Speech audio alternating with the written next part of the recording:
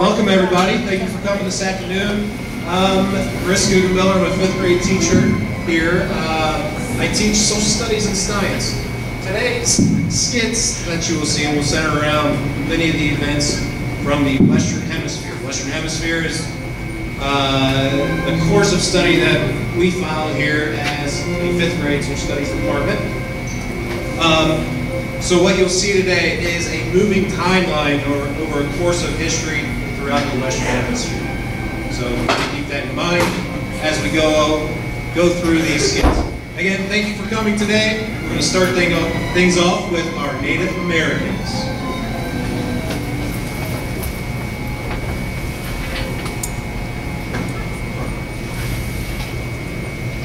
Welcome to the Western Hemisphere Moving Timeline. You're going to begin today's activity with a journey back in time. We want you to learn more about the first people to live in America. Long, long ago, nobody lived in America. There were animals, huge mammoths, wildcats, bison, but no people at all. The Native Americans came across the land bridge following those large animals. Now we want to visit them. You're going to get in a time machine. First stop, the Arctic. Before you must go, I must warn you. Once you go back in time, you can only stay for a short while. How will we know when it's time to come back? A bell will ring. When you hear it, we have to get back in the time machine as soon as possible. This is going to be cool. Let's go.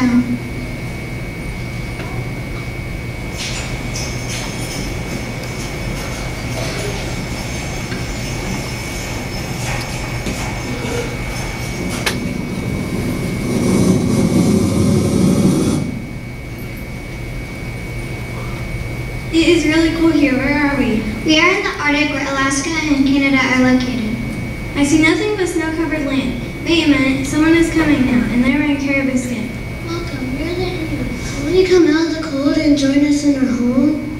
What kind of home is that? It is made out of snow. Are you sure it'll keep us warm? Oh yes, it is called an igloo. It'll keep you warm. You enter through a tunnel that keeps the wind out and the heat in.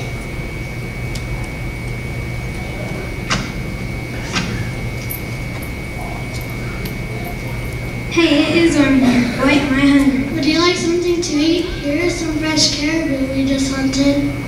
How do you get your food? Well, we can't grow our food in the snow, so we survive by hunting and fishing. Animals such as seals, caribou, polar bears, whales, and fish. We use all parts of the animals. The flesh to eat, the skin to make hides, and the bones to make weapons. Well, that sounds so interesting. Is the weather always this cold? Whoa, no, we got to go. Can you hear the bell? We've got to keep moving. Have safe travels.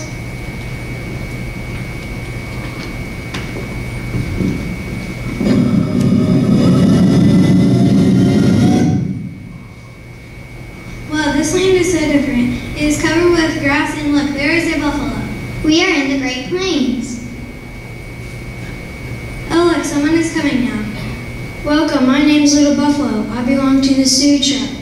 Wow, those are interesting tents. We call them teepees. They are our homes. They are made from buffalo skin. Check out these pictures. They are called pictographs. Let me show you. In the summer, 2 chiefs go over the mountains and hunt a deer. They have a celebration. Welcome to our tribe. That is beautiful. What do you call it? This is a headdress. Each feather stands for a brave deed. We wear it for battles and ceremonies. Today we are celebrating because the South's found a new buffalo herd. We will be moving soon to follow it.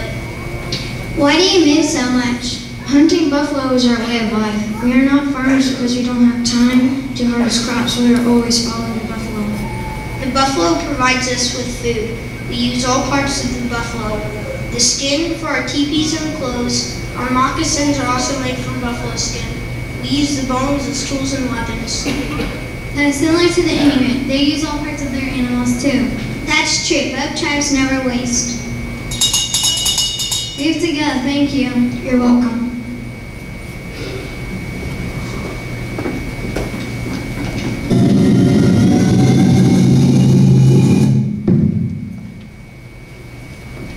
Well, this land is covered with tall cedar trees. We are going to meet the Northwest Indians. This area has a lot of trees.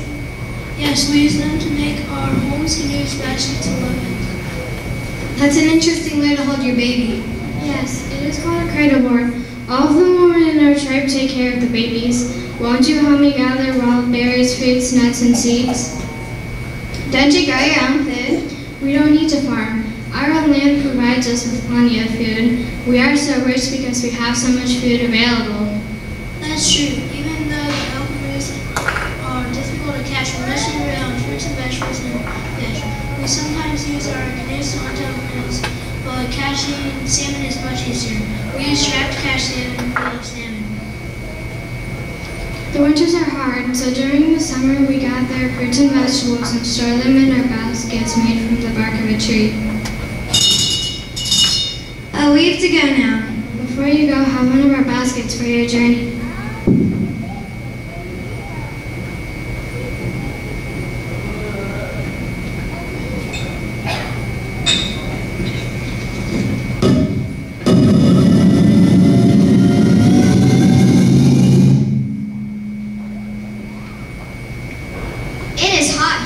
Look around, it's mostly desert. We must be in the southwest to meet the Hopi Indians. Welcome to our village. You have a beautiful garden. How do you make it grow in this desert? We dig ditches and canals that help store water for the plants. We are peaceful people. We are farmers. The women own the houses and land. We build homes, cook, weave baskets, and make pottery. The men at our village hunt, plant crops, and weave clothes for the family. Your homes are spectacular. They are made of adobe clay. We call them pueblos. Why are they built on those flat mountains? We call those flat mountains mesas. We chose that area to help protect us from enemies. We don't have front doors. To enter our homes, you have to climb the ladders. This helps protect us. Thank you for showing us your home. We need to go now.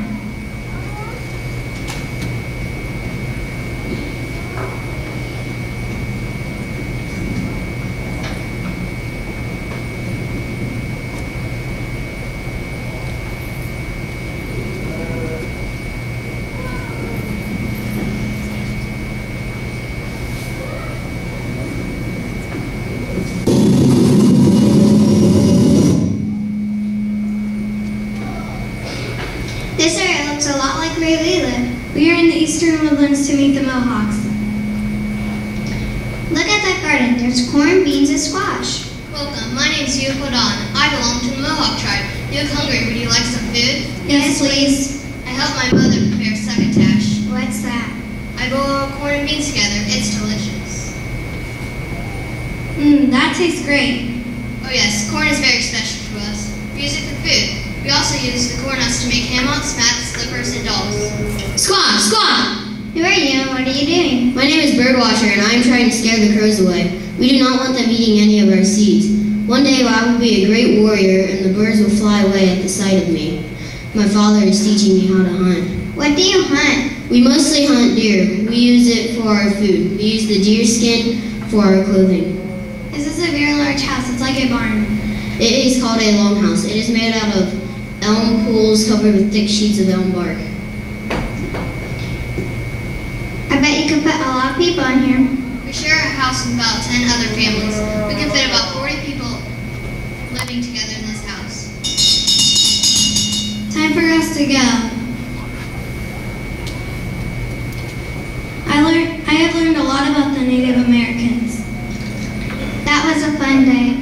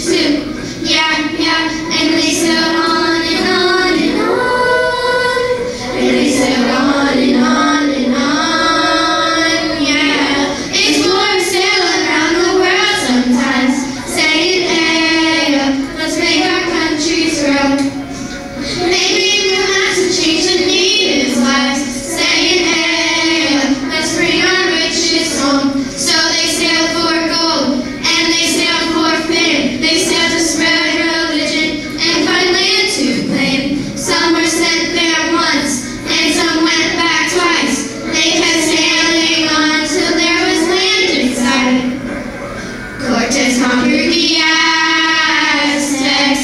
Then the Incas lost to Pizarro. Their demise was tragic, but didn't bring exposure sorrow. The kings and the queens, they sent them to see the world. They wanted it all. They wanted it all. And so they put their sails in the air. Sails in the air. Put your sails in the air.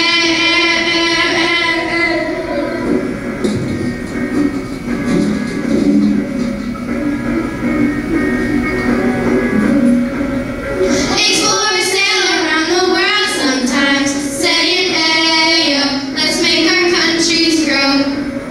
They made new maps and changed the natives' lives, saying, hey, yo, let's bring our riches home. So they sailed for gold, and they sailed for fame. They sailed to spread religion and find land to claim. Some were sent there once, and some went back twice. They kept sailing on till there was land in sight.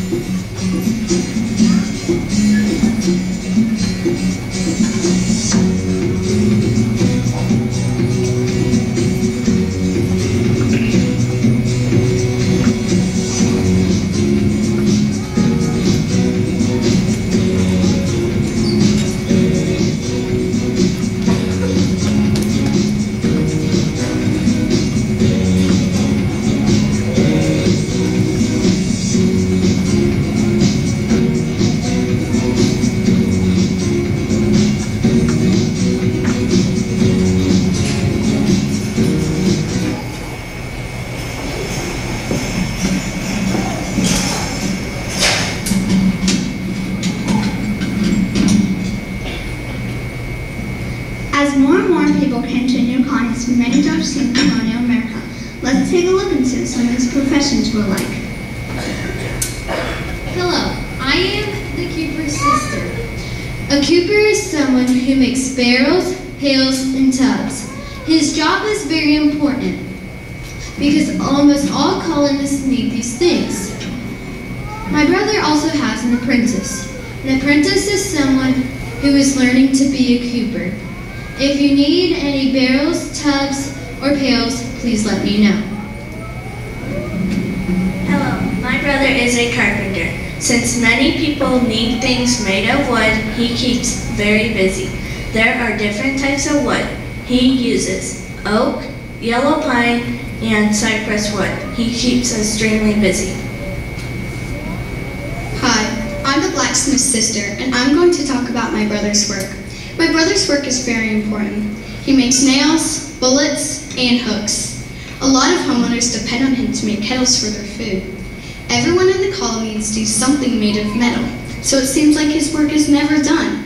In my opinion, he has one of the most important jobs in the settlement. I'm a chandler, and I'm going to tell you something to know about my job. My work is very important. I need to make candles for everyone to use in their homes. To make a candle, I have to melt the tallow or wax. Then if I want to add color, I can add smashed berries.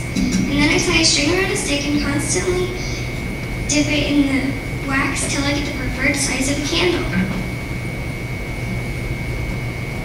An apothecary is a pharmacist. Since I had to have some medical training, I can also do small surgeries and prescribe medicine. I have a shop. Besides medicine, some of the things we sell are herbs, candles, cooking spices, salad oil, and toothbrushes. I live on the main street of town, so if you need medicine, you can get to me quickly. If you live in the country and need medicine, I do house calls. If you're wondering what I do on house calls, I check colonists who are sick and prescribe them with medicine. I am a milliner. Milliners make bonnets, caps, gowns, and anything else for your hair. I am about the only woman in our settlement that can own a business. I only make clothes for the first and middle class people, but I can fix up something for the homemakers. We get our ideas from import dolls called fashion babies. If you ever need a bonnet, cap, or gown, please let me know. Welcome to my shop. I'm a cobbler, also known as a shoemaker. Do you want to buy some shoes? First thing I do is measure one of their feet because there is no right or left shoe.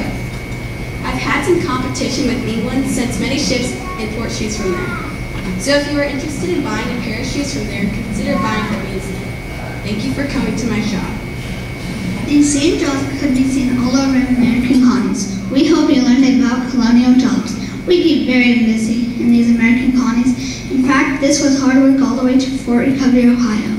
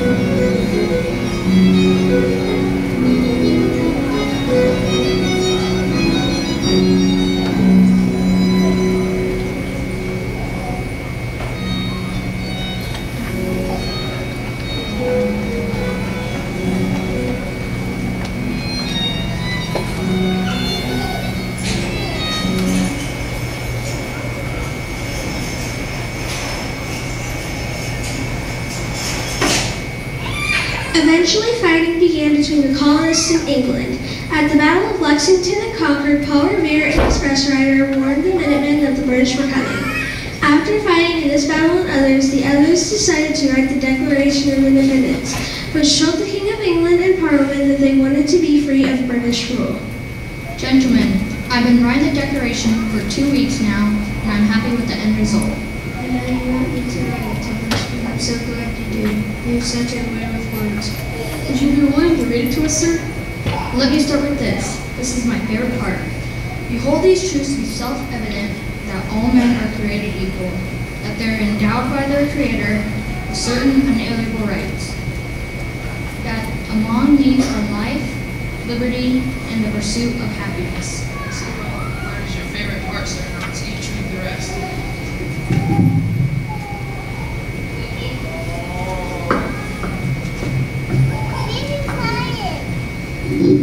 Sir, I like your word in here. We, therefore, declare that the United Colonies are and ought to be free and independent state. After Congress read it, it was decided that there were a few changes to be made. On July 4th, 1776, Congress approved of the Declaration of Independence. On August 2nd, the signers met again. Well, let's go ahead and sign it. I shall write my name so big that King George III can see without his spectacles. After the Declaration of Independence was signed, they sent a letter with the Declaration inside. It was to King George III. The king got really mad and started to send more troops. Then the Revolutionary War truly began.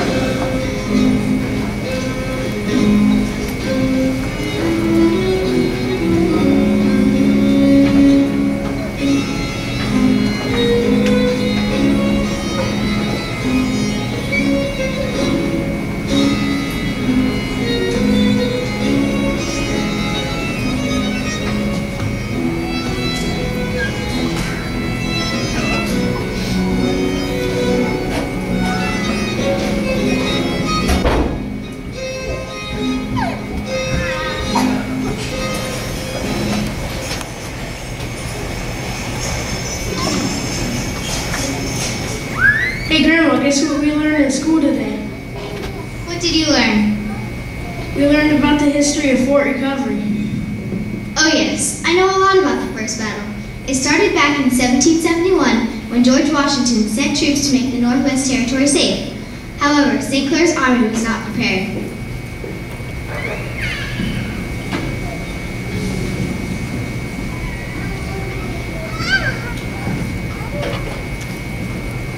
My feet hurt. How come many people sold so much food? I'm so tired and hungry, we only get half our normal rations because the supplies haven't come in yet. I know we barely have much rest, much alone for our old and sickly horses. I wish we had ammunition that matched our guns. On the side, the Kentucky Bushmen thought they were better soldiers than our artillerymen.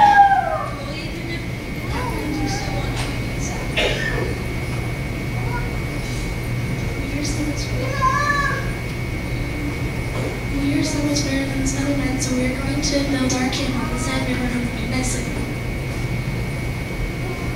Well, it's getting late. Let's set up camp.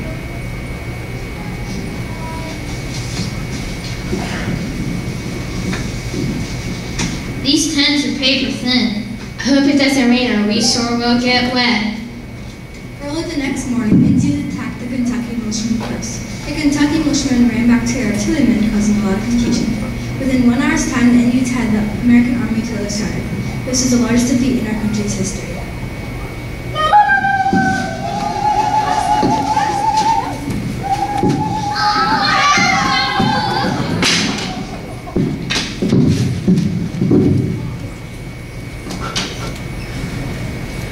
Wow, Grandma, you sure know a lot. What happened next?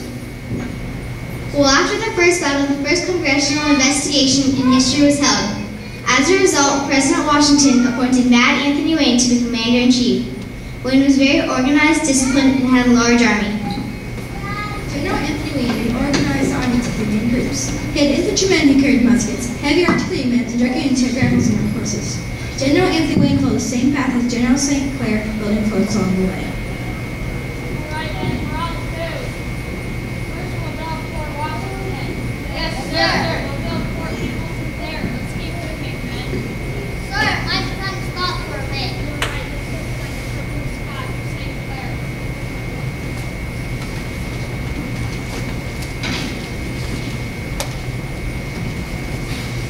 The army continued to travel north, building Fort Garrison, Fort Greenville, and Fort Recovery. Oh yeah, I heard about that and how General Wayne's army built a lot of forts. You are right, you are right. On Christmas Day, 1793, Fort Recovery was built, and about 6 months later, the second battle happened. The leader of Shawnee's, Blue Jacket, and the leader of Miami's, Little Turtle, came together to attack Fort Recovery. The Indians were confident that they could once again defeat them. We have over 2,000 soldiers and they only have 200. I know we'll beat them. We'll never give up. The battle lasted 2 long days. The Americans won because of the protection of the fort. The Indian tribes were devastated. Little Turtle was so upset about what had happened.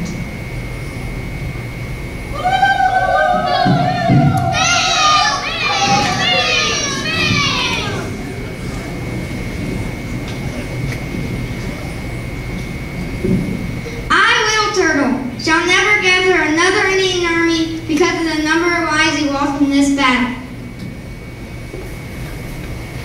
Do you know what they did after the second battle? Yeah, they signed the Treaty of Greenville. The Treaty of Greenville is very important because it opened up Ohio country to settlers. This completed President Washington's original goal.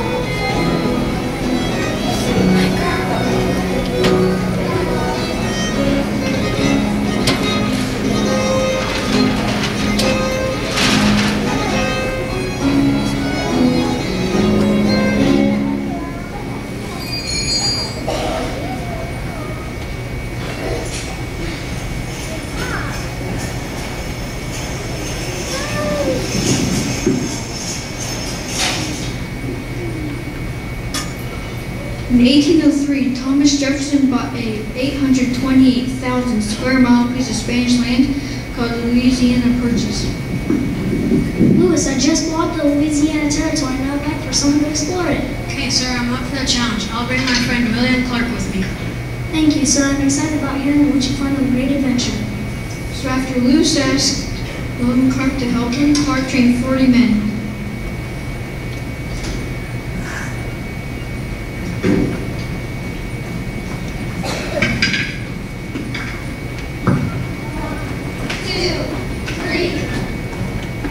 They were later called the Corps of Discovery. On May 14, 1803, they left on their journey.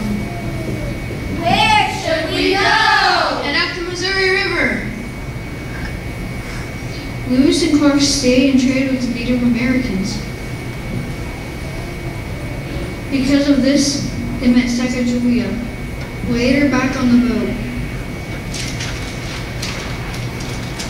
Lewis, I just found a new animal. It is very large with sharp teeth and covered in fur. I do not know what it should be called.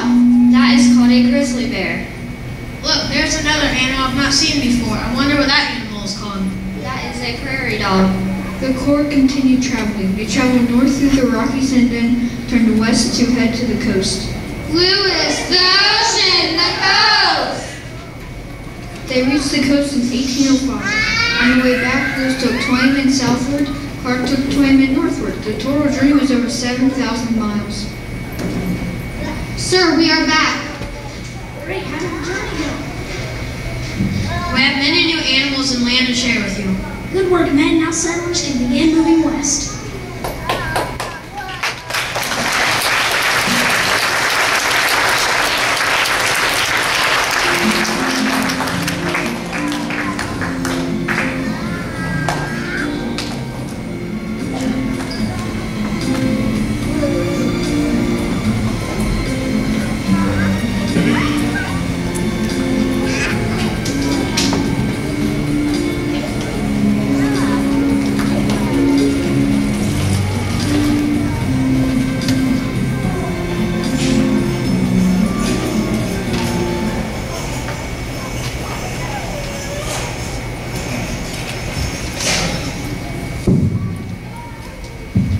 A government act gave railroad companies land where they could build a railroad in the United States from east to west. It paid them for each mile that they built. The Native Americans did not agree with this act because they were building on the Native Americans' land. This became a problem for the Union Pacific Railroad. Hey look, here comes Chinese immigrants to help us with this railroad.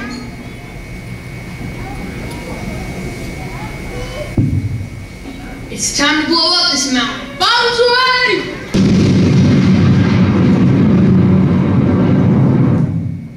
Here we are exploding another part of this mountain to build a huge tunnel for a transcontinental railroad for people to travel themselves and their goods to the western United States. This is the longest tunnel we blew up. It's around 1,600 feet long. Boy, this is going to take a long time if you want to go up 1 foot a day. Attention, attention. I'm your meteorologist, Mary Johnson, reporting to you live from the Sierra Nevada mountains. The weather for today is brutal. Temperatures are 2 degrees below zero, freezing rain and golf ball sized hail. Also, there's 35-mile-per-hour winds. It's going to be a cold day, so bundle up and stay indoors. Just another day in Sierra Mountains. Yep. Uh-huh.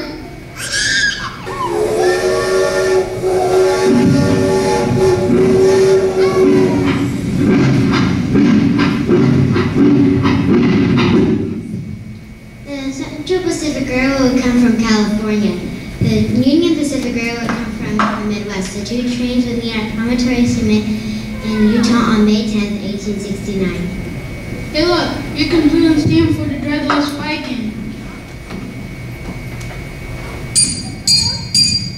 The railroad is finished. The railroad is finished.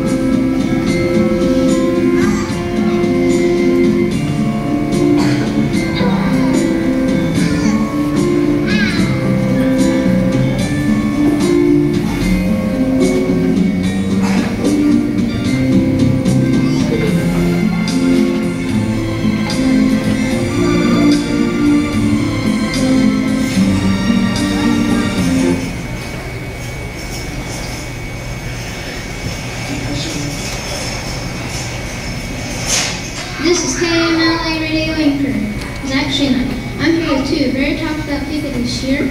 Yes, I'm talking about Orville and Wilbur Wright. Good day, gentlemen. Thanks for agreeing to meet with me. I just wanted to ask you a few questions. Let's start with you, Wilbur. How did your love of flying begin? Not many know this, but our parents actually had a big part in our success. Our father bought us a flying toy whenever we were just 7 and 11 years old. We flew that thing so many times that it broke. Since our mom was a mechanic, she showed us how to fix things. We can fix just about anything. Orville, do you have any other job besides flying? No, we actually started a printing business. After a while, though, we sold it and opened a bicycle shop. It was there that the idea of the airplane was born. Remember, we like to tinker with things, fix them up, you know. Well, we fixed bicycles and made them better. People wanted bicycles because the train was slow and expensive. Anyway, we were able to use a lot of our spare parts from the bicycle shop on our airplane designs. Wilbur, do you have anything else to add?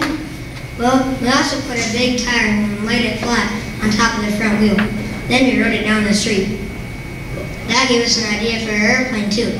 And I also took an empty bicycle toolbox in my hands and twisted it. It was the exact shape of a two-wing glider. What happened then? We love to make kites, big enough that a man could sit in one. So we decided to add an engine to one to see if we could get it to fly with a person in it. We knew the engine had to be lightweight so it would stay in the air. We also added a rudder so it could be steered. Then we went from Dayton to Kitty Hawk, North Carolina to try it out. We needed a lot of wind and sand. Wind to help lift the glider and sand to help cushion a crash. So, what happened at Kitty Hawk? We tried it first on December 14th, 1903. We flipped a coin to see who would fly first. I won. It didn't go very well. We were going downhill and since the glider was on wheels, we went too fast and crashed. Then we had to make repairs. With the repairs made, we tried again on December 17th. This time we started on flat ground. Wilbur was able to run beside me at first, keeping the right wing steady. I went up in the air for 12 seconds and flew for 120 feet. We flew that glider 3 times that day. Our last flight was the longest. It carried me 852 feet, and I was in the air for 59 seconds. I'm so glad you two are so inventive. I hope that one day I can go up in one of your airplanes. Thank you for taking the time to talk with me. Again, this is Zach Schindler, KMLA anchor, saying goodnight, everyone.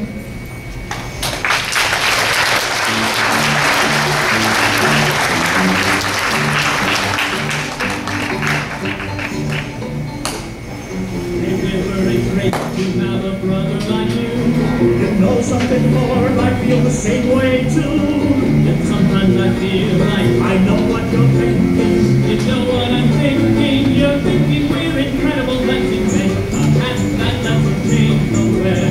Another right from the machine. A special bargain that makes prices better.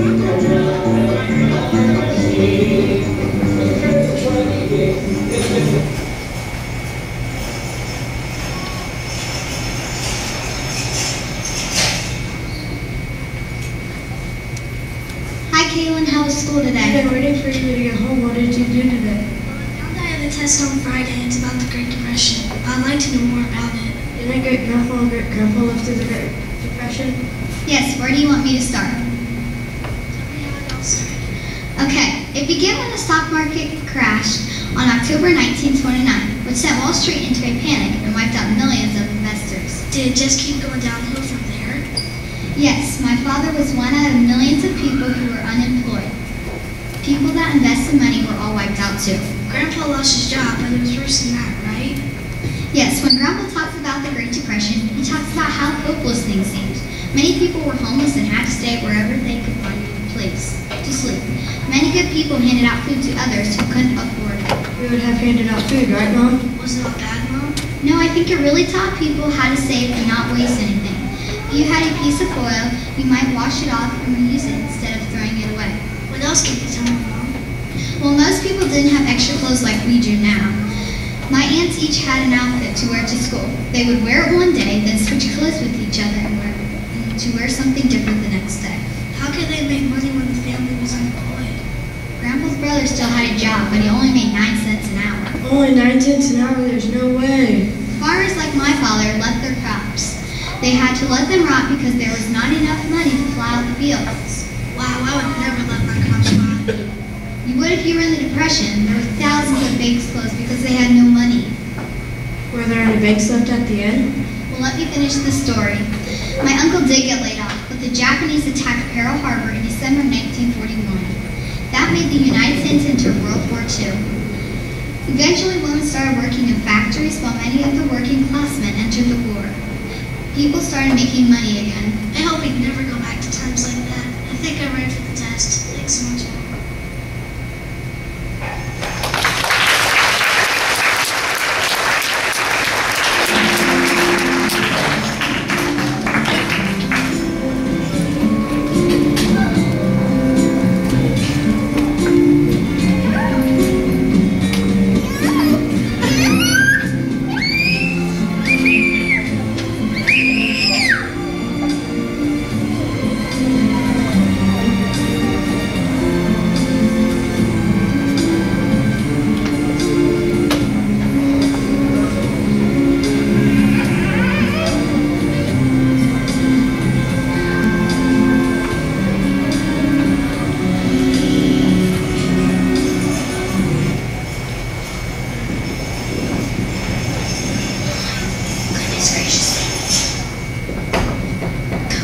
Equal rights for everyone. Equal rights for everyone. Equal rights for everyone. Equal rights for everyone. Equal rights for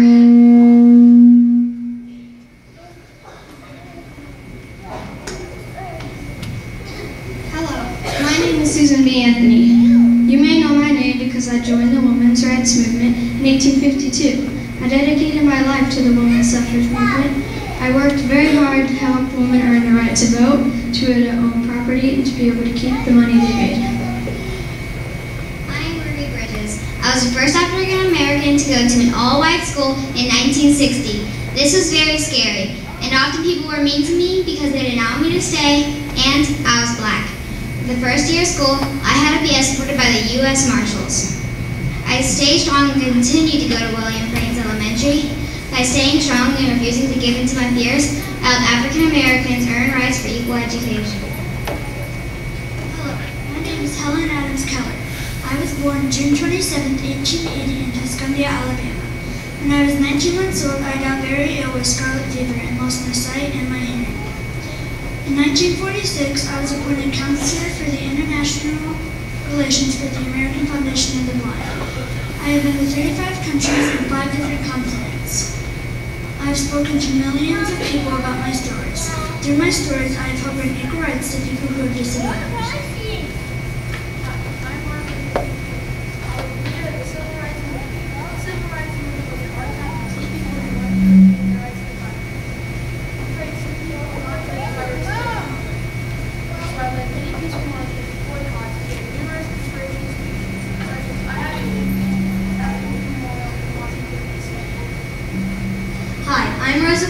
I often work as a seamstress when I need a job or extra money. On Thursday, December 1st, 1955, I stepped on a bus like I did every single day and sat down. Today, I was tired. Tired of always being treated unfairly because of my skin. A white man walked up to me and told me to move, but I didn't. I sat there and didn't budge. This is when a lot of things changed for African Americans. One of my most famous quotes is, "You must never be fearful about what you're doing as long as it is right."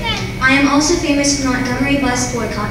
Because I was brave and stood up for what was right, I was able to be a big help in the civil rights movement. Hi, I'm Eleanor Roosevelt. In 1933, I was the first lady to hold a press conference for women's equal rights. I was an advocate of the rights and needs of the poor, of minorities, and of the disadvantaged. I was very passionate to make sure that everybody was treated equally, but I tried to make that all become a reality. One of my famous quotes is, "The battle for the individual women's rights is so long-standing and no one should countenance anything which undermines it." I was famous for helping many people. Hi, I'm Jackie Robinson. In 1947, I joined the Major Leagues and signed to the Brooklyn Dodgers. I was the first black person to play in the Major Leagues. I showed everyone that the color of your skin does matter and that everyone deserves equal rights. Throughout history, people have fought equal rights, whether it be religion, race, or disability, creating a country that is fair for all people to live.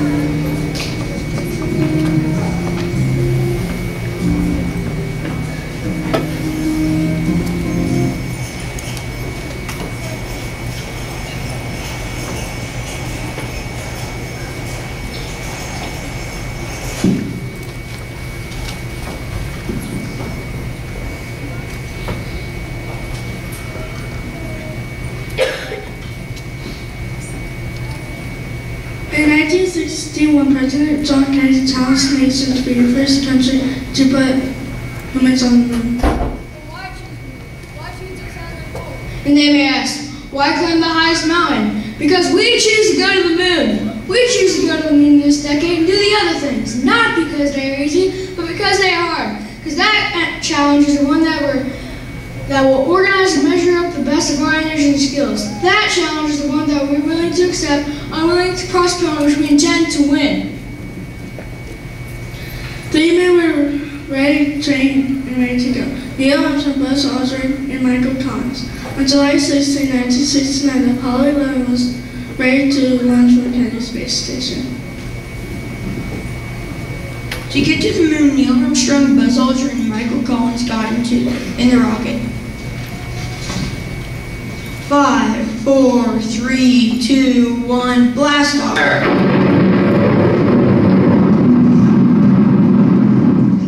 The first thing that they had to do was orbit Earth to make sure that everything was how it was supposed to be. After 4 days of space travel, the crew was there to land on the moon.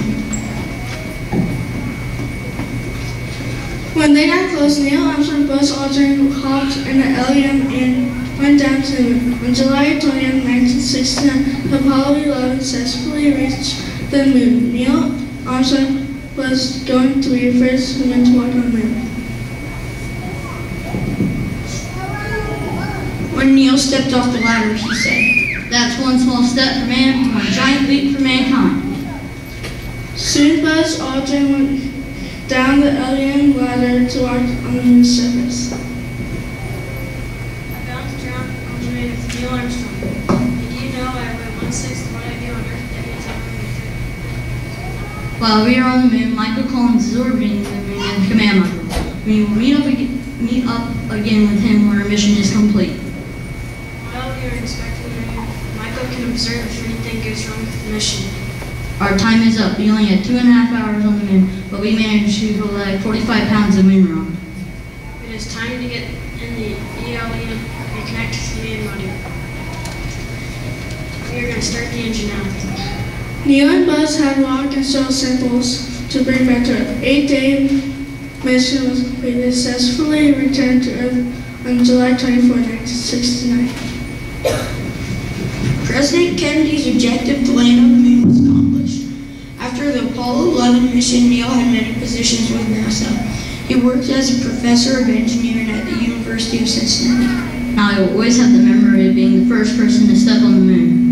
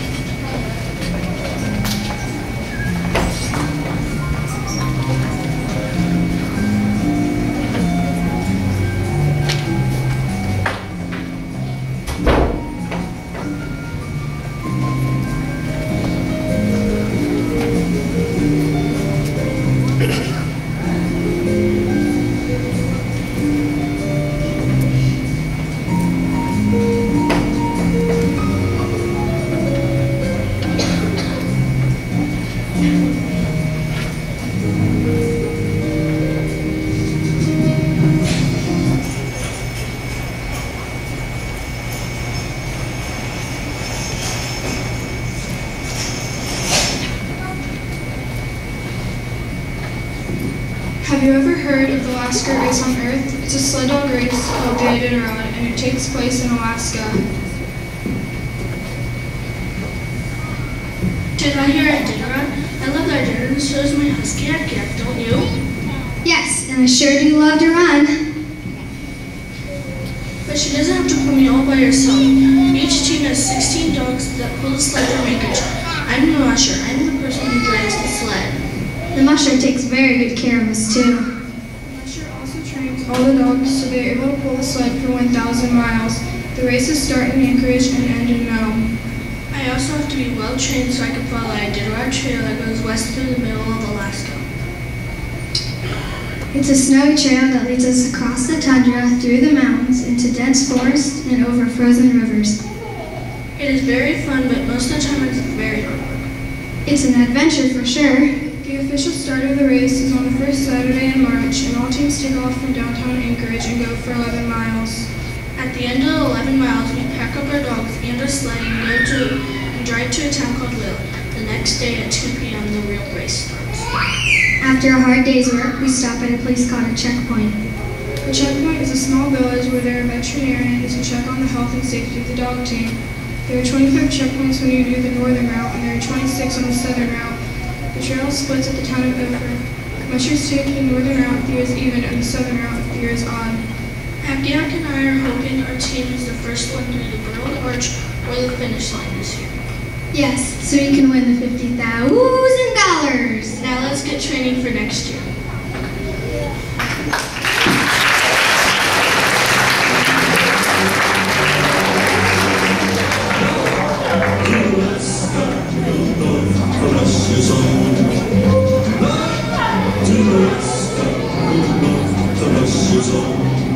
Big Sam left Seattle in the year of '92 with George and his partner and brother Billy too.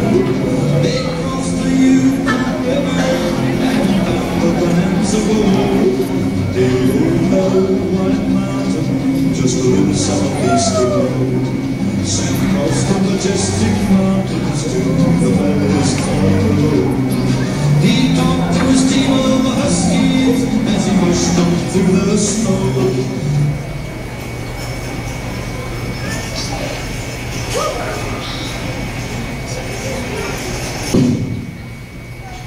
Hello and welcome to Jeopardy! I am your host, Alex Trebek. I have three special 4 recovery 5th grade students here with me today. I will let them introduce themselves. My name is Austin and I like sports. My name is Cody. I like hunting, baseball, and football. Hi, my name is Jacob and I like baseball. Great, let's get started. Our categories are information age, social media, cell phones, devices, and amazing teachers. Austin, begin. I'll take social media for 300. The answer is using social media, you can tweet. Oh, what is Twitter? Correct. Twitter is used right here for recovery to promote all the great things that are happening. Back to you, Cody. I'll take information age for 200. The answer started in 1991 with over 2.6 million users. What is the World Wide Web? Correct. Did you know by 1997 million computers were connected to the internet, and now there are over 8.7 billion devices connected? Wow, how times have changed. Back to you, Jacob. I'll take devices for 400. Daily Double. This device came out in 2003. What is an iPod? What is an iPod Nano? What is an iPod Shuffle? Wow, all three of you are correct. Whoa, those 3 devices are older than me. I know. It is amazing how fast technology is changing. We're definitely in the age of information. We can almost get any type of information right out of the palm of our hand. That has been another great game of Jeopardy! Thanks for tuning in. Until next time, Alex Trebek out.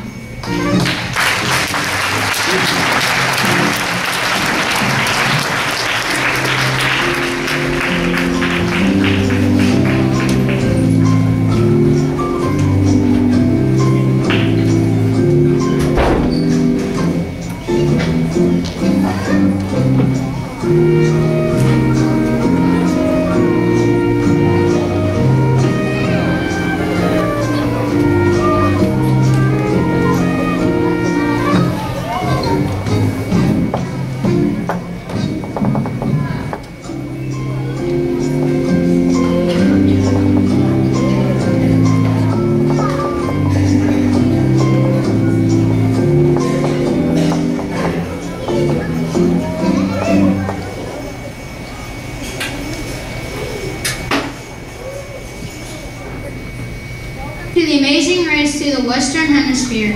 I'm your host, Seymour Sites. This season of the race traveled a little over 9,000 miles across 23 cities and 2 continents. The competitor's journey started in Yukon Territory and ended here in Cape Horn, Argentina. You are witnessing the exciting conclusion to our race. This is the last stop on the competitor's journey, Cape Horn, Argentina. Look, here comes our first team now. It's our team from Fort Recovery, Ohio. Congratulations, Ella and Eva. You won the race to the Western Hemisphere. Thanks so much. We're so excited. We saw some amazing things as we traveled through the 2 continents. Tell me, Ella, of all the places you stopped, what was your favorite checkpoint? My favorite part of the competition was when we went through Latin America, especially Mexico. After we crossed the Rio Grande River, we got to see ancient Mayan ruins on the Yucatan Peninsula. Seeing the hieroglyphics and temple pyramids was an experience I will never forget. I also loved when we traveled through Mexico City where the Aztecs lived. About food with the peso, the beautiful Sierra Oriental and Occidental mountains were all in Mexico. It was a tiring trip. We're going to sit down and relax for a bit. Well, congratulations once again, girls. We'll get to your awards ceremony as soon as all our teams are in.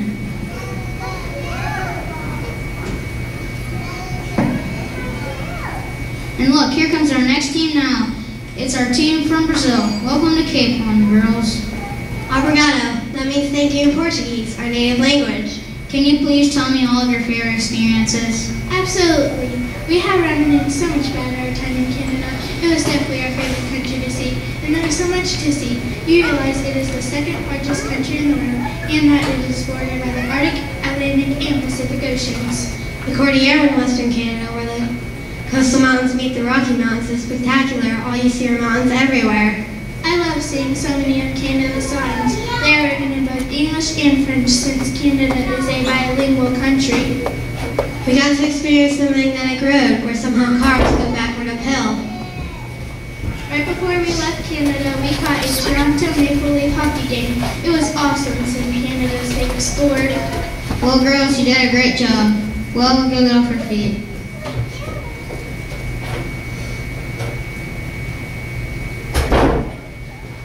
Oh boy, here comes our 3rd team now. That's our team from the Bahamas. Welcome.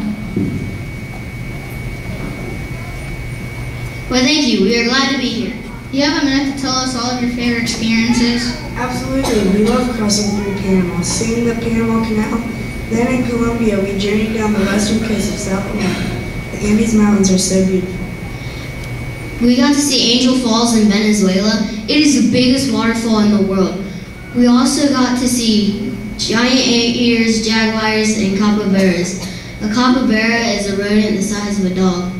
Then we continued down the western coast until Machu Picchu in Peru.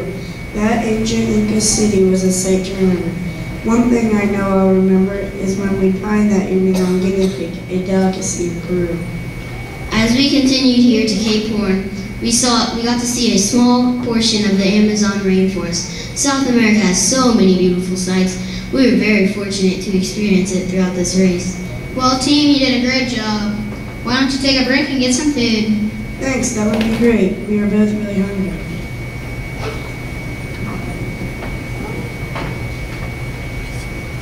Now is the time to honor our first place winners. Ella and Eva, please come on up. Here are your first place medals.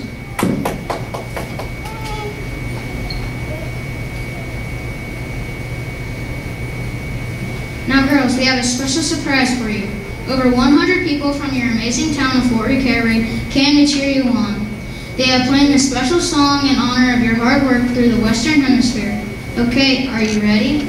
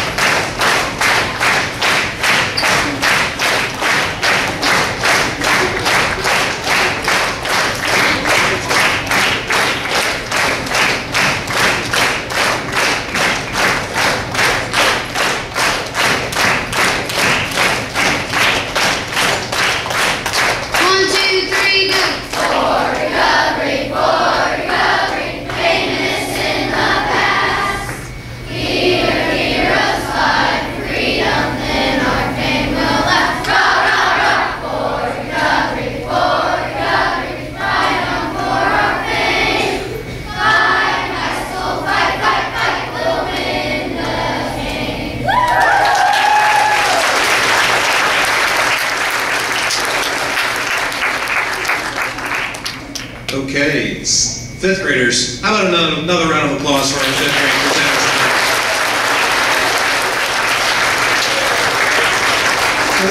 14 skits here that these fine ladies and gentlemen put a lot of time and effort into.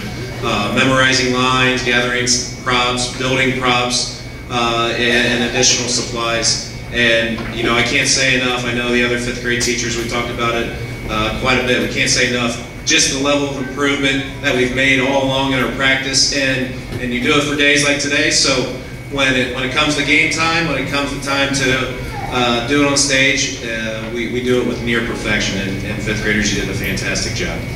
Special thanks to all the fifth grade teachers. Mrs. Niekamp up in the sound booth doing all the clever music and arrangements that we have going on up there.